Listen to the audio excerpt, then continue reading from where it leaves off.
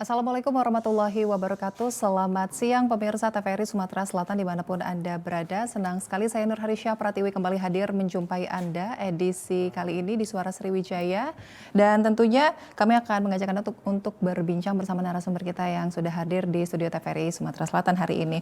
Pemirsa, di kuartal ketiga tahun 2022 Sumatera Selatan ini mencatat pertumbuhan ekonomi sebesar 5,34% apabila dibandingkan tahun sebelumnya tahun 2021 itu juga sudah lebih besar dan juga lebih tinggi dari kuartal kedua. Jika dibandingkan kondisi ekonomi ini dengan pra-pandemi atau sebelum pandemi di tahun 2019, itu juga sudah dikatakan bahwa ekonomi Sumsel saat ini telah berada di atas level pra-pandemi.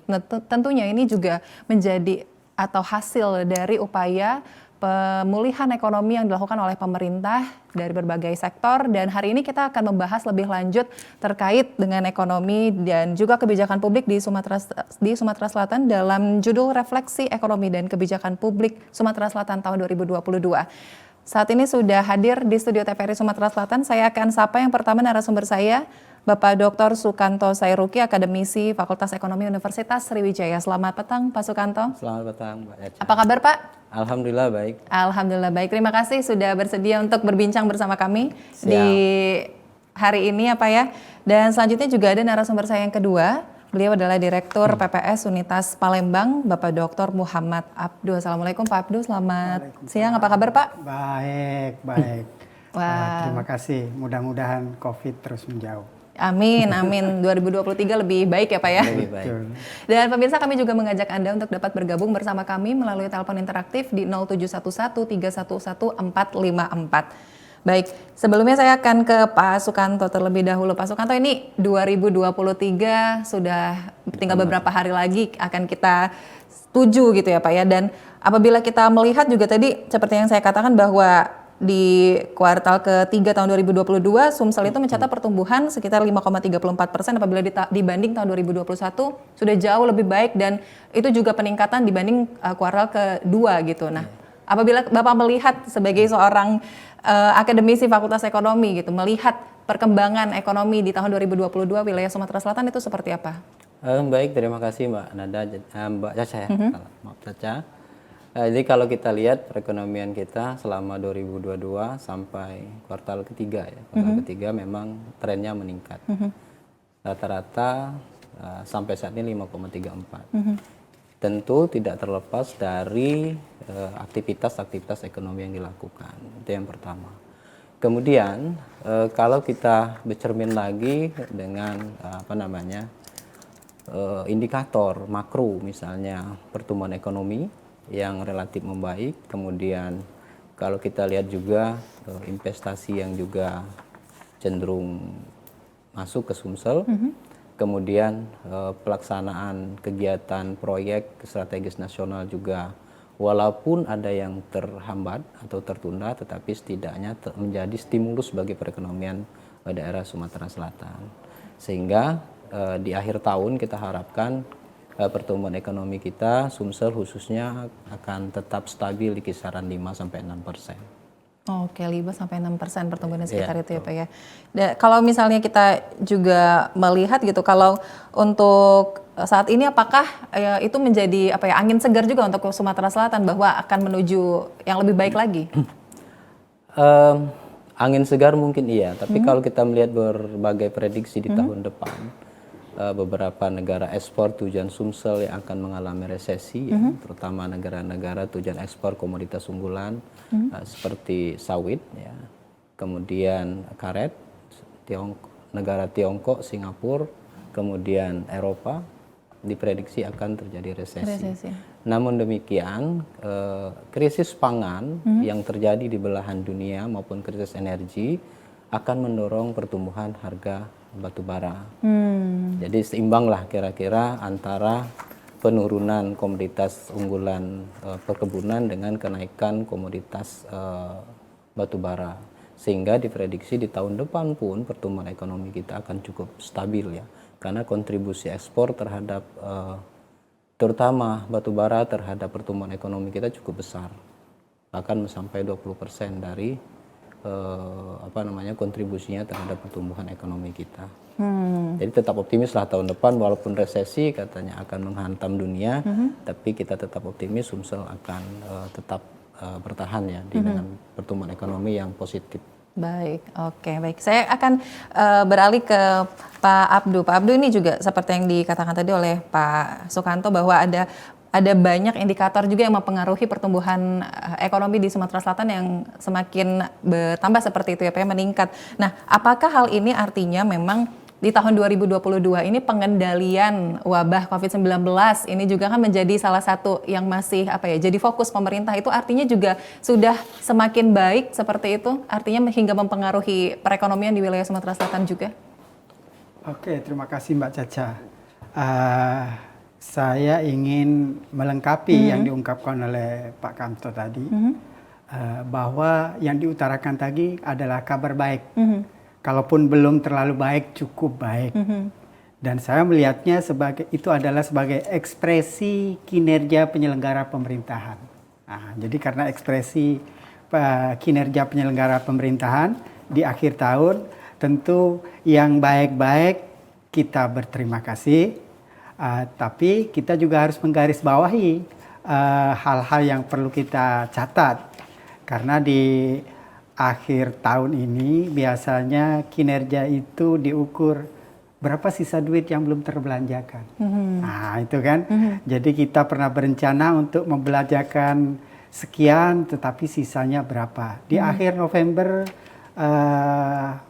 BI mencatat bahwa 3,5 triliun belum terpakai, belum terbelanjakan. Nah itu kan sayang. Iya. Nah, jadi catatannya, kenapa masih ada sisa yang sebesar itu? Barangkali perencanaannya dulu agak menyimpang, bukan menyimpang, artinya kalau diperkirakan ada hitungan-hitungan yang tidak pas. Nah, itu yang barangkali perlu digarisbawahi, karena 3,5 triliun itu kan besar. Nah, dan saya mencatat seandainya itu terbelanjakan, maka banyak hal yang bisa kita perbaiki. Misalnya nih, kalau kita berpancasila, sila kelima itu kan keadilan sosial. Nah, catatan saya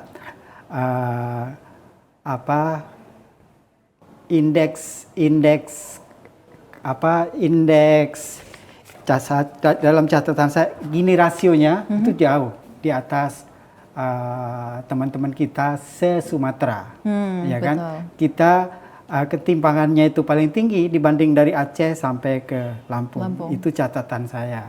Jadi kalau kita ingin keadilan sosial itu melalui indeks gini itu kita pengen lebih rendah, rupanya kita paling tinggi. Kemudian saya juga mencatat kemiskinan, angka kemiskinan juga kita masih parah, yaitu kan kita nomor 2 di antara provinsi-provinsi di Sumatera. Nah, itu catatannya. Seandainya duit yang mau dibelanjakan tadi itu dipakai, barangkali angka itu bisa diperbaiki. Nah, itu catatan akhir tahun untuk penyelenggara pemerintahan. Sehingga kalau kita menggarisbawahi itu, mudah-mudahan nanti duit yang tidak dibelanjakan tadi kan jadi modal untuk tahun depan. Iya. Mudah-mudahan tahun depan, di akhir tahun depan tadi sisanya nggak terlalu banyak. Nah, itu kira-kira catatan pertama saya. Catatan pertama dari Pak Abdu ya terkait tadi pembelanjaan seperti itu. Karena sudah di-mention juga oleh Pak Abdu ya, saya kembali ke Pak Sukanto nih. Pak Sukanto, kalau kita melihat juga nih realisasi penyerapan APBN di Sumatera Selatan sendiri kan sebenarnya per November 2022 itu masih 91,83% ya Pak. Itu artinya masih ada 8% lebih yang harus dimanfaatkan, dimaksimalkan sampai akhir Desember ini gitu, yang tinggal menghitung hari seperti itu. Itu bagaimana pandangan Pak Sukanto? Baik Mbak Caca, jadi memang anggaran kita terakhir November itu sekitar 90-an ya, 91-92. Namun kecenderungan nasional itu hanya sekitar 96%. Artinya kita hanya mengejar 5 atau 4% lah. Dan itu lumayan banyak juga. Dan itu dikebut di akhir tahun. Nah, jadi kalau kita lihat pola penganggaran kita dari dulu memang serapan anggarannya itu tanda kutip berat di ujung gitu ya. Jadi memasuki kuartal keempat itu seluruh proyek infrastruktur dikebut. Jadi kalau kita buat tahapan triwulan, misalnya di triwulan 1 Januari sampai Maret itu anggaran kurang lebih 10% serapannya. Kemudian beranjak ke tahap kedua atau triwulan kedua, April Juni itu sekitar 30%-an. Kemudian di Juli September itu 60%, ada yang 65%. Kalau Sumsel biasanya 65 sampai 70, itu sudah bagus serapan anggarannya. Kemudian Oktober Desember. Nah, ini penghabisan uang yang 30% tadi dilaksanakan di akhir tahun. Artinya apa? Pola penganggaran seperti ini harus kita catat baik-baik gitu ya, dan selalu berulang dari tahun ke tahun. Artinya ke depan kita harus membuat timetable lah. Artinya jadwal pelaksanaan yang kita sepakati bersama gitu ya. Kapan dilakukan dan apa hukumannya bila tidak dilakukan. Biar tidak dikerjakan serampangan di ujung. Kita sangat miris sekali ketika infrastruktur yang seharusnya mungkin dikerjakan 2 minggu dikerjakan 2 malam gitu ya, seperti cerita Roro Jonggrang gitu ya. Disulap dalam 1 malam, tapi hasilnya juga tidak begitu baik. Artinya ke depan juga kita tidak lagi bicara tentang serapan anggaran, tapi cenderung kepada bagaimana kualitas dari belanja itu. Kalau kualitasnya bagus, berbagai penelitian di banyak negara, maka kualitas manusia pun akan bagus. Artinya tercermin dari indikator-indikator yang disebutkan oleh Pak Abu tadi. Kemiskinannya juga relatif kecil, ketimpangannya juga relatif kecil, kemudian disertai juga pengangguran yang sedikit ya. Nah, itu kata kunci ketika kita bicara anggaran gitu ya. Kedua, dari sisi pelaksanaan gitu. Jadi anggaran itu kan dari sisi perencanaan, kemudian pelaksanaan. Nah, kita berat di pelaksanaan sebenarnya. Perencanaannya sudah kita lewat musrembang itu dari tingkatan bawah sampai akhir ketok palu itu sudah cukup bagus ya kalau kita ikuti secara seksama gitu ya. Tapi pada pelaksanaannya kita agak tadi kata Pak Abu tadi karena kutip kurang tepat waktu gitu ya. Jadi anggaran berkualitas itu ada 5 ukurannya. Salah satunya ya ketepatan waktu pelaksanaan itu. Kemudian bagaimana prioritas belanjanya itu. Kemudian bagaimana transparansi, bagaimana efisiensi. Nah, itu semua harus diukur sebenarnya dari kualitas belanja kita. Adakah pemerintah daerah mengukur itu? Yang kita laporkan kinerjanya itu kan dengan pemerintah pusat adalah serapan anggarannya. Berapa anggaran terserap?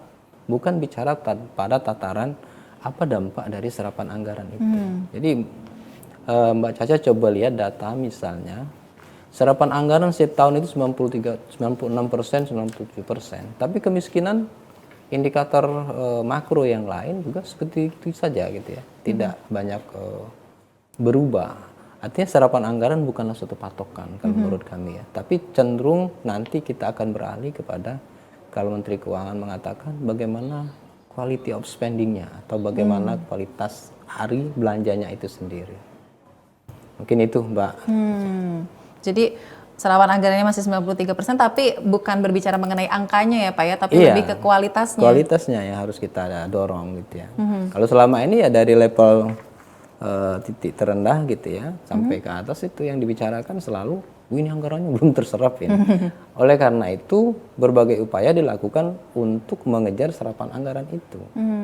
Tadi proyek 1 malam gitu ya. Kemudian infrastruktur lain yang banyak viral di media sosial gitu ya.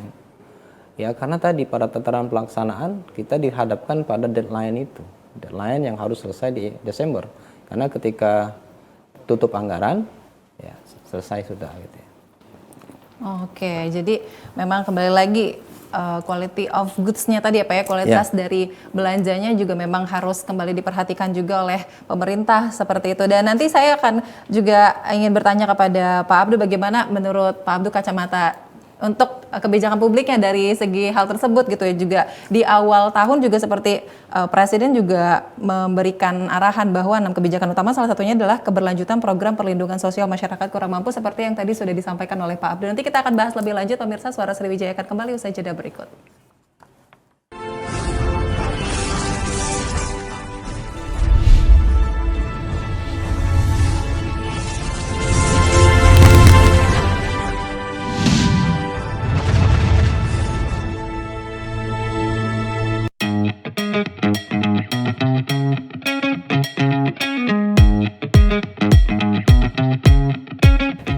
beraktivitas, jangan lupa untuk memakai double masker. Pusat Pengendalian dan Pencegahan Penyakit Amerika Serikat (CDC) mengatakan, Masker double bisa efektif dalam mencegah penularan COVID-19.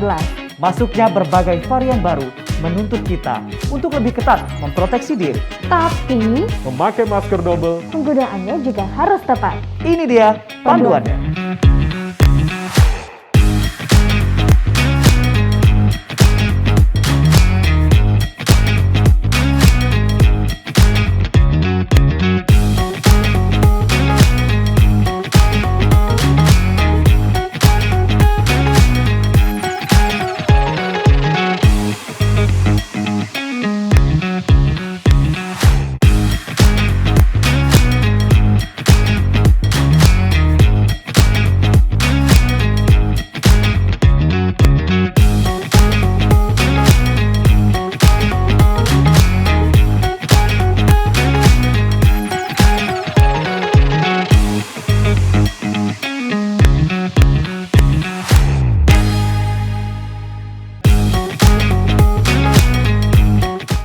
Di masa-masa pandemi kayak gini, jangan lupa untuk rajin cuci tangan ya, Pak.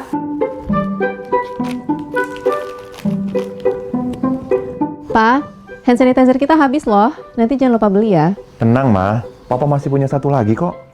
Aman. Hai, sayang. Pak, jangan Ya? lupa jaga jarak ya, Pak. Iya, kalian berdua belajar ya? Iya. Ya udah, belajar yang benar ya. Ya. Papa tinggal dulu ya.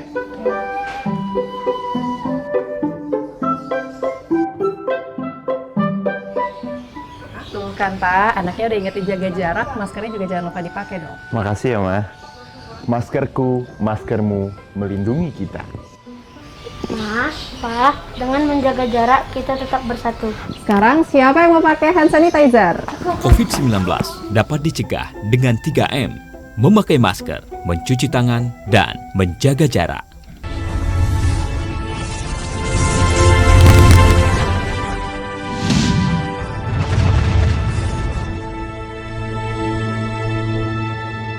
Terima kasih Anda masih bersama kami dalam Suara Sriwijaya dan kami masih bersama Pak Sukanto serta Pak Abdo dengan tema kita hari ini yaitu refleksi ekonomi dan kebijakan publik Sumatera Selatan tahun 2022. Dan bagi Anda yang ingin bergabung bersama kami melalui telepon interaktif, Anda dapat menghubungi nomor telepon di 0711-311-454 atau Anda dapat menghubungi nomor telepon yang tertera di layar kaca. Baik, melanjutkan pertanyaan saya tadi sebelum jeda Pak Abdo, itu seperti apa Pak? Kalau kita kembali melihat ya, memang di awal tahun mungkin arahan dari Presiden adalah keberlanjutan program perlindungan sosial masyarakat kurang mampu gitu. Apabila kita kembali mungkin melihat gitu dari penyerapan APBN yang sampai saat ini juga ya seperti itu untuk kesejahteraan masyarakat, apakah itu sudah bisa dikatakan maksimal gitu Pak? Dari berbagai kebijakan yang dilakukan. Tentu belum maksimal ya, karena duit yang akan dibelanjakan juga belum habis, begitu kan? Tetapi waktunya udah habis. Yang harus kita catat, barangkali kita harus breakdown dulu. Jadi kalau kita tidak hanya ngomongkan Sumsel, membicarakan Sumsel, kita bisa breakdown, kita bisa pecah-pecah menurut kabupaten kota di Sumsel. Saya mencatat 2. Jadi kalau persentase kemiskinan di Sumsel itu hampir 12. 9,9 ya kan? Anggaplah itu 12. Saya bagi 2. Kabupaten mana saja yang di bawah rata-rata, di bawah angka Sumsel dan yang di atas, itu kan? Jadi yang di atas itu saya mencatat Oki itu 13, kemudian hampir 15 itu Lahat, padahal itu daerah kaya sumber alam. Kemudian Muba itu juga 15, dan yang paling parah itu Musirawas itu 18,45. Itu saya ambil dari BPS.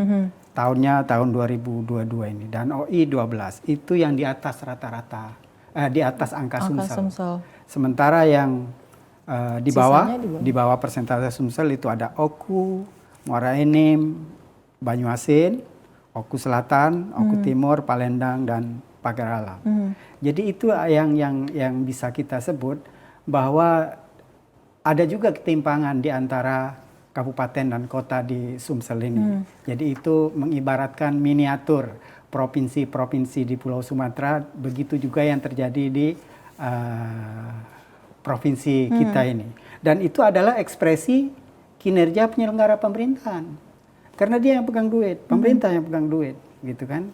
Jadi direncanakan mau belanja berapa, di akhir tahun pengennya itu habis, dan bisa dipertanggungjawabkan, dan bisa memperbaiki. Dan angka-angka itu bisa jadi cermin untuk kita, ya kan. Jadi kalau tadi ketimpangan kita, barangkali pertumbuhan ekonominya bisa bagus, tetapi di bagus itu ada angka di dalam itu yang bisa kita perdalam. Rupanya ketimpangannya tinggi. Kalau orang sosial lebih enak ngomong ketimpangan. Kalau orang ekonomi belum merata. Nah, kita bisa pakai yang mana saja itu. Jadi ketimpangan itu kita paling tinggi di antara provinsi-provinsi di Sumatera. Itu yang menurut kita, wah, kenapa kita jadi jauh dengan sila kelima begitu kan? Itu yang jadi PR besar kita untuk tahun-tahun mendatang. Ketimpangan itu bisa dikurangi, ya kan? Sehingga orang nanti kan ekspresi negara itu ada kan tercermin dari duit APBD, kemudian karena itu yang akan dibelanjakan, dan yang memperoleh manfaat orang yang paling terpinggirkan, ya kan? Karena apa? Yang terpinggirkan kan bertaruh setiap hari, bertaruh untuk menyambung hidup. Itu kan, makanya angka kemiskinan tadi kalau bisa tahun depan bisa turun lagi, jangan cuma lebih mendekat ke 10% sudah oke, gitu ya. Kalau sekarang itu 11,9, kalau bisa kita nyontoh ke Pagar Alam. Nah, Pagar Alam itu persentase kemiskinannya paling rendah. Untuk daerah-daerah yang masih tinggi, misalnya Musirawas, boleh belajar ke Pagar Alam, ya kan, tetangga, ya kan. Betul. Jadi barangkali dengan berbagi seperti itu, penyelenggara pemerintahan bisa memperoleh keringanan, ya kan. Kalau selama ini dia berpikir sendiri, oke, lihat ke tetangga. Kenapa Pagar Alam itu bisa berhasil? Atau juga Oku Timur dan Oku Selatan itu juga bagus, ya kan. Jadi daerah-daerah yang masih parah, katakanlah di atas angka Sumsel itu bisa belajar. Jadi yang bisa belajar itu Oki, Lahat, Muba, dan Musirawas.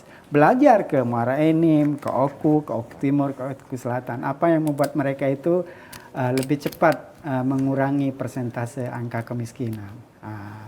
Ya, saya pikir itu tidak perlu malu, kita berbesar hati saja. Dengan belajar kan kita bisa menunjukkan bahwa kita itu penyelenggara pemerintahan itu punya semangat untuk memperbaiki. Apa tandanya itu? Saya belajar. Kalau tidak mau belajar kan parah tuh nanti. Saya pikir mereka tidak perlu memikirkan duitnya, karena duitnya kan sudah dianggarkan. Dengan demikian nanti daripada duitnya itu tak terpakai kan bisa dipakai untuk belajar ke tetangga sebelah, nggak usah jauh-jauh. Begitu saya pikir. Jadi nanti ketimpangan antar kabupaten kota itu tidak terlalu mencolok lagi, ya kan. Kalau selama ini kemiskinan itu hanya dimonopoli oleh Oki, Lahat, dan Muba misalnya, nanti bisa kita angkanya bisa setelah belajar pada Pagar Alam misalnya bisa berkurang angka kemiskinannya. Oke, jadi tidak ada ketimpangan Iya. seperti yang dikatakan oleh Pak Abdu tadi ya. Jadi masing-masing daerah juga saling berkaca seperti itu, sehingga tingkat kemiskinan juga di wilayah Sumatera Selatan bisa semakin ditekan. Nah, mungkin untuk tingkat kemiskinan ini sendiri memang dibandingkan tahun 2021 juga memang sudah berkurang ya Pak ya, sudah lebih kecil angkanya ya Pak Sukanto ya. Di tahun ini 11,9%. Tapi ada indikator lain juga sebenarnya yang juga menentukan dan mempengaruhi pertumbuhan ekonomi serta kesejahteraan masyarakat di wilayah Sumatera Selatan. Seperti, kita mention salah satunya tingkat pengangguran. Nah, tingkat pengangguran yang sampai saat ini itu angkanya di 4,63%. Itu seperti apa Pak? Apakah bisa dikatakan kondisinya juga memang sudah baik atau gimana? Kalau indikasi pengangguran atau indikator pengangguran memang Sumsel relatif baik ya. Dibanding nasional kita di bawah. Jadi nasional itu di 5,7 kalau nggak salah ya. Sumsel itu sekitar 4. Jadi pengangguran relatif terjaga gitu ya, pengangguran. Tapi kalau kita break lagi atau kita detailkan lagi, sebenarnya yang banyak itu adalah pengangguran yang terselubung. Ya. Terselubung. Dan karakteristik yang menganggur, kalau daerah-daerah perkotaan ternyata didominasi oleh tingkat pendidikan D3 gitu. Diploma 3 ini jadi ironi bagi kita, sebenarnya diploma 3 atau vokasi ya, itu disiapkan untuk siap kerja. Tapi angka BPS menunjukkan sebaliknya. Persentase pengangguran tertinggi di lulusan diploma 3. Itu yang pertama catatan kita. Kemarin juga kita sudah diskusi dengan berbagai pihak gitu ya, bagaimana mengatasi apakah ada kekeliruan dalam kurikulum gitu ya, yang tidak sesuai dengan dunia usaha, atau memang kita perlu merubah gitu ya, atau memunculkan sekolah vokasi yang memang dibutuhkan oleh masyarakat, misalnya Sumsel dengan banyaknya perkebunan, kemudian banyaknya tambang, mungkin kita dorong vokasinya di bidang-bidang sektor unggulan kita itu. Kemudian karakteristik yang berikutnya di pengangguran itu yang menjadi masalah adalah tadi yang terselubung tadi gitu ya, yang setengah menganggur ketika musim panen dia bekerja, kemudian ketika tidak musim panen dia tidak bekerja. Jadi pengangguran yang seperti itu yang menjadi ancaman, bukan ancaman ya sebenarnya, tantangan bagi kita semua bagaimana mengatasinya. Nah, terlepas dari itu sebenarnya yang lebih krusial bagi kita adalah bagaimana kualitas pembangunan manusia. Nah, di Sumsel itu ternyata IPM yang tercermin dari Indeks Pembangunan Manusia itu relatif rendah ya dibanding pulau-pulau di Pulau Sumatera. Apalagi kita lihat per kabupaten kota gitu ya, angkanya lebih ironis lagi gitu ya. Bahkan ada yang masih di 60 basis poinnya. Sementara di kota memang dengan fasilitas yang lumayan baik, IPM-nya di atas 70. Tadi balik lagi itu mencerminkan ketidakmerataan tadi ya. Ketidakmerataan, kalau kita break lagi desa kota lebih dalam lagi gitu ya, bagaimana perbedaan desa dengan kota yang nilai mungkin kalau dihitung IPM-nya relatif rendah di daerah-daerah pedesaan. Ini bisa kita lihat misalnya wilayah-wilayah pemekaran baru, Musyawarah Utara, kemiskinannya juga tinggi, kemudian dibarengi juga dengan tadi Indeks Pembangunan Manusia. Nah, Indeks Pembangunan Manusia itu kenapa penting? Itu adalah cerminan dari kualitas sumber daya suatu daerah. Karena IPM itu di banyak literatur atau di banyak konsep ada 3 cerminan. Pertama, bagaimana tingkat kesehatan, kemudian bagaimana tingkat pendidikan, kemudian yang berikutnya adalah bagaimana ekonominya.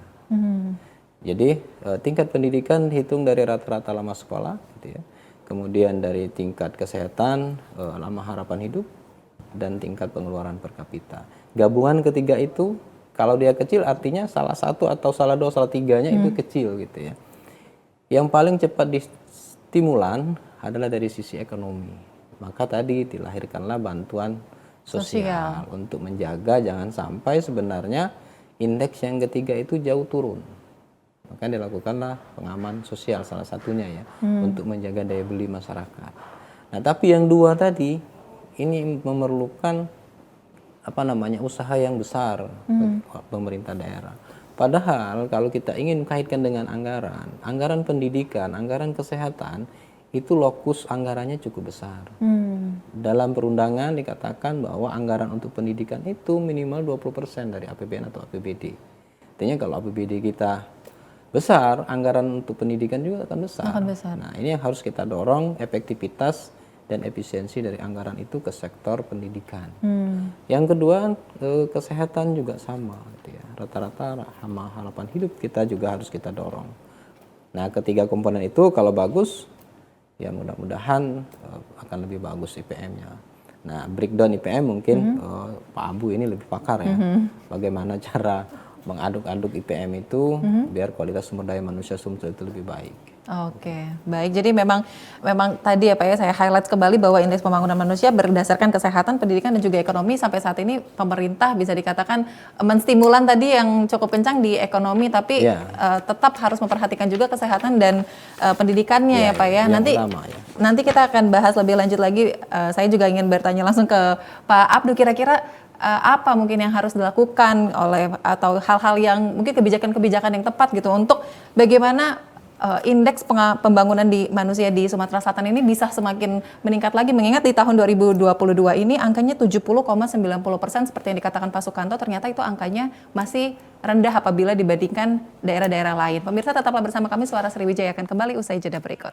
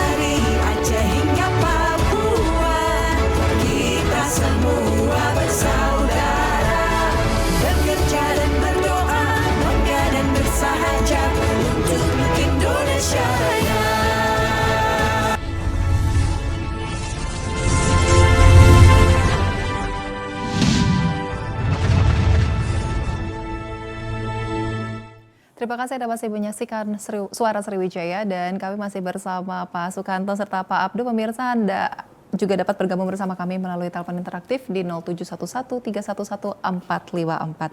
Baik, saya akan ke Pak Abdu lagi. Pak Abdu, di segmen sebelumnya tadi sudah sempat dibahas juga mengenai indeks pembangunan manusia gitu ya. Nah, kalau kita melihat sebenarnya untuk wilayah Sumatera Selatan mungkin dengan berbagai tantangan tadi yang sudah disampaikan oleh Pak Sukanto seperti itu, kira-kira memang kebijakan yang tepat atau langkah-langkah yang memang harus menjadi fokus pemerintah untuk membangun SDM-nya sendiri gitu, tidak hanya sumber daya alamnya saja, namun juga sumber daya manusianya itu seperti apa, Pak? Oke, tadi kalau Pak Kamto itu sudah menyebutkan pendidikan, saya nambahi kesehatannya. Nah, paling enak bahas kesehatan itu yang bisa diukur namanya ukurannya itu unmet need bidang kesehatan. Jadi seseorang itu perlu layanan kesehatan, tapi dia tak terlayani. Nah, itulah angka unmet need, ya kan? Angka sekarang itu ada di 5,82. Jadi dari 0 itu sekarang kita, jadi kalau 0 artinya semua orang yang perlu layanan kesehatan terpenuhi semua. Nah, kita sekarang menurun. Jadi tahun sebelumnya 2021 itu angkanya 3,2. Nah, sekarang angkanya malah lebih parah, 5,82. Nah, itu menunjukkan bahwa ada penurunan layanan, ya kan? Apakah itu kualitasnya atau barangkali orang akan mencari layanan tapi dia tidak memperolehnya dengan beragam alasan. Mungkin dia nggak mampu bayar, gitu kan. Mungkin dia mau dapat layanan tapi layanan yang dicarinya tidak ada. Mungkin dia mau layanan tapi jarak tempat layanan itu jauh. Nah, jadi beragam alasan kenapa angka unmet need bidang kesehatan itu, layanan kesehatan itu menjadi dibanding provinsi lain kita nomor 2 paling jelek se-Sumatera. Saya selalu pakai perbandingan dalam Pulau Sumatera supaya kita bisa bercermin, ya kan. Jadi kalau ketimpangan tadi itu dalam bahasa Pak Kamto ini tadi belum merata, saya menggunakan ketimpangan tadi paling parah. Logis. Kenapa? Barangkali karena ada layanan-layanan kesehatan saja angkanya lebih jelek dibanding bulan lalu. Angka kemiskinan juga kita nomor 3 dari bawah di Pulau Sumatera. Demikian hal-hal yang lain. Kalau Pak Kamto tadi itu menyebutkan tentang pengangguran, saya ingin menambahi. Biasanya kalau orang nganggur itu banyak, apa yang terjadi, Cah? Kriminal kan? Kriminal. Nah, angka kriminal kita itu nomor 2 se-Sumatera. Kita cuman kalah sama Sumut. Saya punya catatan, saya ambil dari BPS. Jadi tahun 2021, artinya yang kemarin, kan itu berlanjut sampai sekarang, itu hampir 13.500. 13.000. Jadi kita nomor 2 paling tinggi. Di Sumatera. Terbayang nggak kalau angka kriminal itu tinggi? Kita hidup nggak nyaman. Betul. Ya kan? Berani nggak Caca malam-malam jalan sendiri, nyupir sendiri dari rumah, misalnya mau ke layanan kesehatan tadi. Dia mikir ulang. Ya kan? Betul. Kalau sudah begitu, kira-kira investasi mau masuk nggak? Enggak. Kira-kira orang biasa mau jualan berani nggak? Nggak berani. Kenapa? Karena angka kriminalnya tinggi. Itu yang nyatet Polda. Itu jauh lebih jelek dibanding 2020. 2020 angkanya masih 12.000. Artinya dari situ adalah cerminan. Walaupun tadi kegiatan ekonominya meningkat, barangkali karena ada yang timpang tadi, ya orang kan mikir, saya nggak dapat kesempatan nih. Apalagi yang mau dikerjakan kalau tidak melakukan tindak kriminal. Jadi harapannya, terbayang nggak kalau tadi duit tadi yang tak terbelanjakan itu jadi terbelanjakan, barangkali akan mengurangi angka kriminal. Kenapa? Orang udah cukup kan? Terbayang nggak kalau pagi-pagi seorang bapak itu tidak mempunyai bayangan, nanti saya mau belanja beli beras pakai duit apa ya? Terbayang kan itu? Jadi kalau tidak ada pilihan, sudah. Itulah pilihannya. Karena apa? Asumsinya orang itu baik, dia tidak mau melakukan tindak yang tidak baik, katakanlah yang kriminal tadi. Tapi karena terpaksa, nggak ada pilihan, ya sudah. Dan di tahun 2021 itu angkanya hampir 13.000. Bayangin itu aja, 13.000 tindak kriminal. Itu. Jadi harapannya nanti di samping yang tadi itu kita merasa berbesar hati karena ada peningkatan pertumbuhan ekonomi, juga kita harus perhatikan apakah ketimpangan itu masih ada, apakah angka kriminalnya masih tinggi, dan itu jadi catatan khusus. Kenapa? Karena itulah yang membuat hidup bisa nyaman. Kalau hidupnya nyaman, angka kebahagiaannya tinggi. Itu yang utama kan. Jadi sekarang, jadi kalau dulu itu ada GDP, ya kan, ukuran ekonomi, sekarang orang nggak pakai BDP lagi, ditambahi GNH. Gross National Happiness. Dan itu udah dipakai di Inggris. Jadi bukan cuma duitnya saja, tetapi harus bahagia. Bahagia, kualitasnya juga ya Pak ya. Itu dia, kebahagiaan itulah barangkali yang perlu kita sandingkan, ya kan? Sehingga nanti kalau investasinya naik, kira-kira itu meningkatkan angka kebahagiaan nggak? Kalau kebahagiaan itu kan nanti bisa dilihat. Kalau angka kriminalnya turun, kita lebih senang, aman. Jadi kalau misalnya nih, orang mikir kan, mau ke masjid subuh-subuh. Itu kan mikir. Iya. Jangankan yang mau ke ambil sayur ke pasar Indo, ke masjid aja orang mikir. Ya kan? Terbayang nggak kalau ke masjid aja mikir? Kenapa? Nanti motornya hilang. Terbayang nggak? Sholatnya itu ingat motor hilang. Ya kan? Iya, Motornya jadi nggak hilang. tumaninah ya Pak. Ya kan? Makanya walaupun polisi sudah, nanti kalau parkir motor kuncinya jangan satu, tambahi. Baik. Itulah adalah ekspresi atau cermin bahwa kita itu belum nyaman. Dan itu perlu diperhatikan, dan ekspresinya nanti harus keluar dari APBD. Ada duit yang dialokasikan untuk mengurangi angka kriminal. Itu kira-kira kalau dari kacamata ilmu pemerintahan, ilmu sosial begitu. Kalau ekonomi kan yang penting investasi masuk dulu. Iya. Ya, biar kuenya bisa dibagi. Benar. Penting perut kenyang dulu.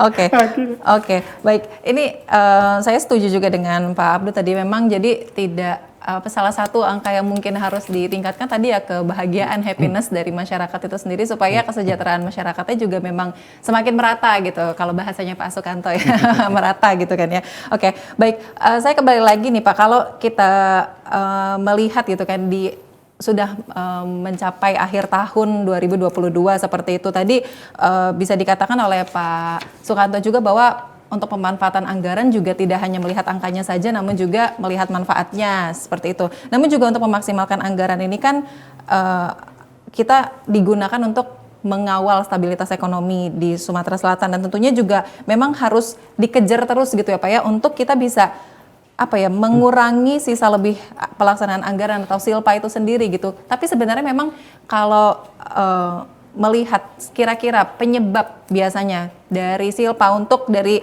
segi pelaksanaan penganggarannya itu biasanya dikarenakan apa gitu Pak? Baik Mbak. Jadi banyak faktor ya sebenarnya yang dominan dalam menyebabkan kenapa anggaran itu banyak sisanya. Jadi sisa lebih pelaksanaan anggaran silpa itu. Yang pertama, beberapa bukti empiris dari kami, fokus anggarannya. Jadi relokasi anggarannya yang pertama tadi adalah fokus anggaran yang kadang-kadang kurang tepat. Jadi pada saat pelaksanaan tidak dilakukan. Itu yang pertama. Yang kedua, memang proses administrasi. Jadi ketika kita ingin melakukan proyek infrastruktur itu ada proses yang administrasi yang harus dilewati. Misalnya tender ya, tender pengerjaan itu yang memerlukan waktu yang relatif panjang. Ya, ketika itu tertunda 1 minggu bahkan 1 bulan maka pelaksanaan juga akan tertunda dan itu berakibat kepada penyerapan anggaran. Yang berikutnya adalah penyebab yang paling banyak dibicarakan adalah kompetensi sumber daya manusia yang ada dalam perencanaan pembangunan. Tapi itu bisa diatasi sebenarnya dengan melakukan workshop ya, kemudian pelatihan-pelatihan bagaimana penganggaran yang baik. Jadi proses perencanaan, kemudian pelaksanaan, terus yang terakhir kan pengawasan. Nah ini tahap-tahap ini sudah deteksi sebenarnya dari tahun ke tahun di mana mandeknya gitu, sudah tahu penyebabnya. Tapi selalu berulang gitu, Akhirnya ya sumbatan anggaran itu selalu terjadi. Dan sisanya residunya itu berkisar sekitar 4-5% setiap tahun. Jadi kalau anggaran 3 triliun ya dikalikan saja dengan 4%, lumayan ya sipanya. Setiap tahunnya itu ada, tidak pernah kita menganggarkan misalnya 1 miliar, penggunaannya juga 1 miliar ya. Yang terjadi adalah misalnya 800 juta, 900 juta, terus ada sisa lebihnya anggaran itu.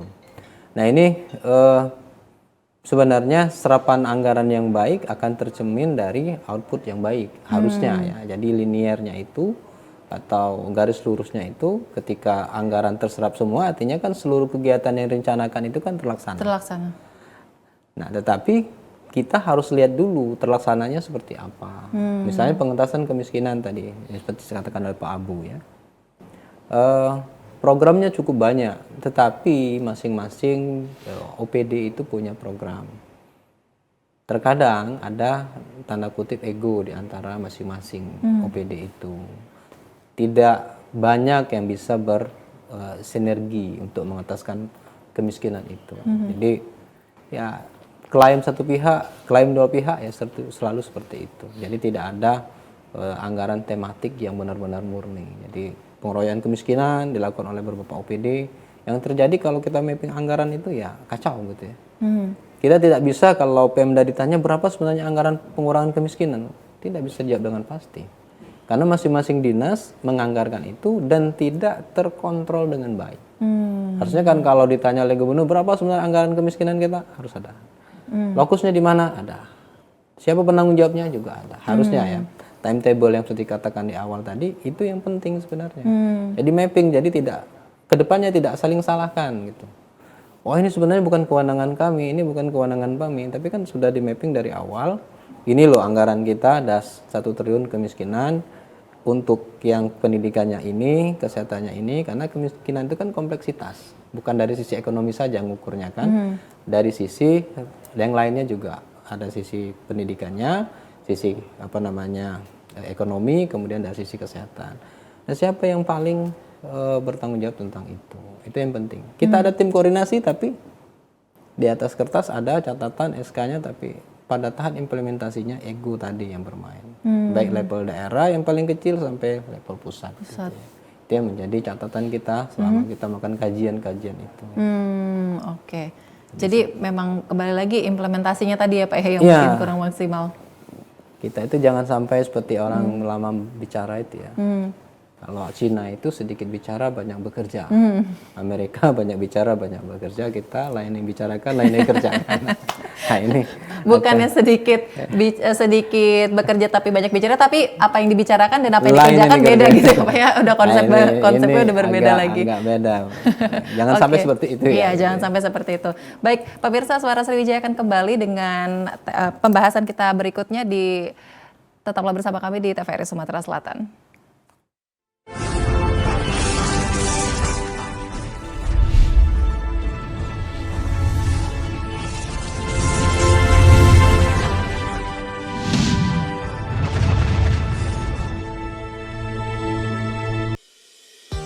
Guna mendukung migrasi siaran TV analog ke digital, TVRI akan memulai tahapan analog switch off di 11 kota dan Batam dan akan dilanjutkan secara nasional mulai 2 November 2022. Siaran TVRI sudah dapat ditonton melalui TV digital. Terdiri dari 4 kanal digital. Kanal 1 TVRI Nasional, Kanal 2 TVRI Daerah, Kanal 3 Budaya, dan Kanal 4 Olahraga. Siaran TV digital dapat dinikmati dari televisi yang telah dilengkapi perangkat digital atau dengan televisi lama menggunakan set-top box. Siaran TV digital memberikan kualitas gambar yang bersih, suara jernih, dan beragam konten secara gratis. Yuk beralih ke digital. TV digital bersih, jernih, canggih.